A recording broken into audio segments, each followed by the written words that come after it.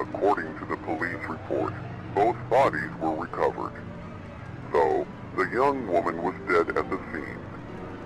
After performing an autopsy, it was confirmed that the fire led to her death, but officials also found something strange. Her body was starving. What officials think occurred was during her final moments. As an act of desperation, she lit a candle inside her room and started the fire herself. Her younger brother, Marcus Walker, might have neglected her to such a degree. She chose to end her life to ease her suffering.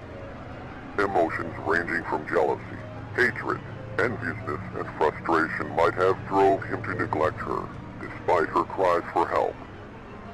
Due to her rare disorder, she was extremely immobile and required help for the required Marcus for everything.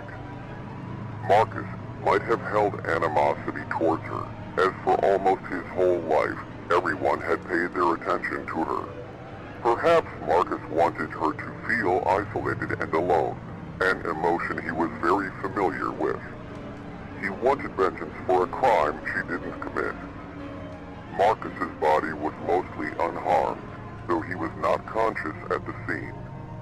He was taken to a local hospital, where he currently resides. He is currently in a coma induced by smoke inhalation and has been unconscious ever since the fire. No one knows when, or if, he will ever wake up, or what he is experiencing. He could be experiencing nothing at all, or he might be suffering. The only living relative he had was his mother, Mary Walker, who committed suicide shortly after she heard about the incident. His father, Joseph Walker, was killed in a suspicious road incident where his brakes stopped working while driving under the influence. Due to his unusual situation, no one is left to decide whether or not they should keep him alive in his coma. Many may wonder whether he regrets his actions, whether he regrets neglecting his sister, starving her, and psychologically torturing her to the point of suicide.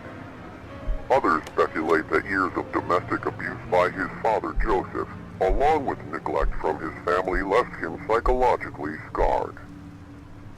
Whatever the case may be, he tortured and isolated his sister. His sister, who loved him, and did everything necessary to protect him. Hopefully all members of the family get what they deserve. In Marcus's case, he's stuck in his own personal purgatory. Stuck in a place between life and death, an eternity of suffering awaits him. Thank you for listening. This was Joseph Walker, bringing your local news.